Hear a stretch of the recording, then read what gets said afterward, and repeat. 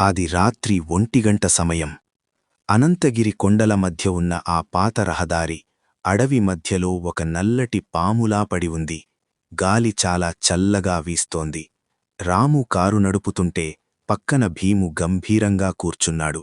వెనుక సీట్లో సోము భయంతో వణికిపోతూ తన చుట్టూ దుప్పటి కప్పుకున్నాడు. సోము అన్నాడు, రే రాము, నాకు చాలా భయంగా ఉందిరా. అసలీ దారిలో ఎవరూ లేరు, మనమెందుకు ఈ షార్ట్కట్ తీసుకున్నాం? రాము నవ్వుతూ, సోము, నువ్వెప్పుడూ ఇంతే.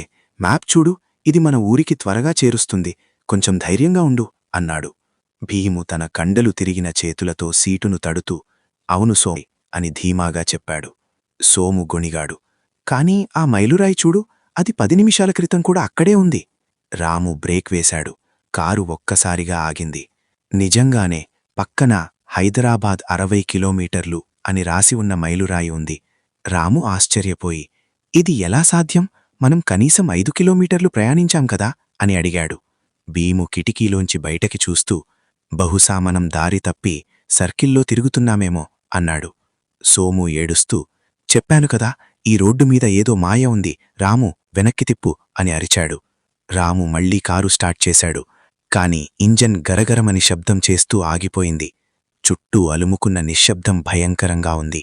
సోము చెమటలు కక్కుతూ, రే, అది చూశారా అని ముందుకి వేలు చూపించాడు. దూరంగా ఒక నల్లటి ఆకారం రోడ్డు మధ్యలో నిలబడి ఉంది. భీము కారు దిగబోతుంటే రాము అతడిని ఆపి, వద్దు భీము, బయటికి వెళ్లకు, అది మనిషిలా అనిపించడం లేదు అన్నాడు. భీము వినకుండా, ఏం కాదురా, ఎవరో అడ్రస్ అడుగుతున్నారేమో చూస్తా అని బయటికి వెళ్లాడు. సోము వణుకుతూ, భీము వెళ్లకు, రాము పిలువు అతడిని అని కేకలు వేశాడు. భీము ఆ ఆకారం వైపు నడుస్తూ, ఎవరది, ఏం కావాలి మీకు అని గట్టిగా అడిగాడు. ఆ ఆకారం కదలలేదు. భీము దగ్గరకు వెళ్లే కొద్దీ ఆ ఆకారం ఎత్తు పెరుగుతున్నట్లు అనిపించింది. అకస్మాత్తుగా ఆ ఆకారం వెనక్కి తిరిగింది. దానికి ముఖం లేదు, కేవలం తెల్లటి చర్మం మాత్రమే ఉంది. భీము గడ్డకట్టినట్లు నిలబడిపోయాడు. రాము కారు హారన్ కొట్టాడు. భీము వెనక్కి వచ్చేయ్ అని అరిచాడు. భీము పరిగెత్తుకుంటూ వచ్చి కారులో పడ్డాడు. రే, అది మనిషి కాదు అని భీము ఊపిరి పీల్చుకుంటూ చెప్పాడు. సోము బిక్క చచ్చిపోయాడు. ఇక మనం చచ్చిపోతాం, మనల్ని ఆ రోడ్డు వదలదు.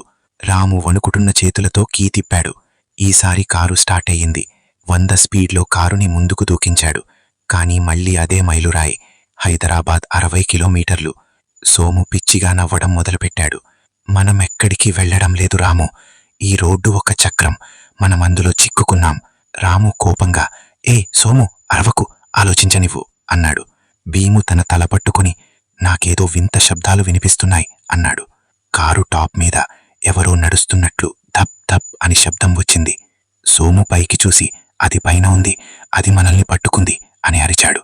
కారు విండోల మీద గోళ్లతో గీకుతున్న శబ్దం వినపడింది. రాము ఏడుస్తూ, దేవుడా, మమ్మల్ని కాపాడు అని ప్రార్థించాడు. అప్పుడే రోడ్డు పక్కన ఒక పాత ఇల్లు కనిపించింది. భీము అన్నాడు, అక్కడ ఆపురాము, ఆ ఇంట్లోకి వెళ్దాం, ఈ కారులో ఉంటే మనం చనిపోతాం. రాము కారుని ఆ ఇంటి ముందు ఆపాడు. ముగ్గురు లోపలికి పరిగెత్తారు. లోపల వెలుతురు లేదు, కేవలం మసక చీకటి. సోము తలుపు గట్టిగా వేసి గడియపెట్టాడు. అమ్మయ్యా, ఇక్కడికి అది రాలేదు అని సోము ఊపిరి పీల్చుకున్నాడు. రాము తన ఫోన్ టార్చ్ ఆన్ చేసి చుట్టూ చూశాడు. ఆ గోడల మీద ఫోటోలు ఉన్నాయి. ఆ ఫోటోలలో వాళ్ళు ముగ్గురు ఉన్నారు. కాని ఆ ఫోటోలు పాతవి, దుమ్ము పట్టి ఉన్నాయి. భీము అడిగాడు, మన ఫోటోలు ఇక్కడెలా ఉన్నాయి రాము? రాము దగ్గరకు వెళ్లి చూశాడు. ఫోటో కింద తేదీ ఉంది, 15 ఆగస్టు 1994. సోము కింద పడిపోయాడు. అంటే మనం అప్పుడే చనిపోయామా? హఠాత్తుగా ఆ గదిలో ఉన్న రేడియో దానంతటా అదే ఆనయ్యింది. అందులో ఒక గొంతు వినిపించింది, ఈ రహదారి మీద ప్రయాణం ఎప్పటికీ ముగియదు, మీరు ఎప్పటికీ నావారే. తలుపు మీద గట్టిగా బాదుతున్న శబ్దాలు మొదలయ్యాయి. కిటికీ అద్దాలు పగిలిపోయాయి. ఆ ముఖం లేని ఆకారం లోపలికి చూస్తోంది.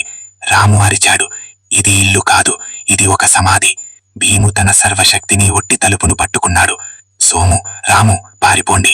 కాని వెనుకవైపు దారి లేదు, అక్కడ కేవలం అంతులేని లోయ ఉంది. సోము ఏడుస్తూ, మనమెక్కడికి పారిపోవాలి రాము అని అడిగాడు. రాము నిస్సహాయంగా చూశాడు. ఆ రోడ్డు మీద మళ్లీ కారు ఇంజన్ శబ్దం వినిపించింది. దూరం నుంచి ఇంకో కారు వస్తోంది. అందులో ఉన్నది కూడా వాళ్లే. ఈ చక్రం మళ్లీ మొదలవుతోంది. రాము గొనిగాడు, మనం ఇక్కడే ఉన్నాం, మనం ఎప్పుడూ ఇక్కడే ఉంటాం. చీకటి వాళ్లని ఆవరించింది. ఆ రోడ్డు మీద మళ్లీ నిశ్శబ్దం అలుముకుంది. కేవలం గాలి హోరు మాత్రం మిగిలింది.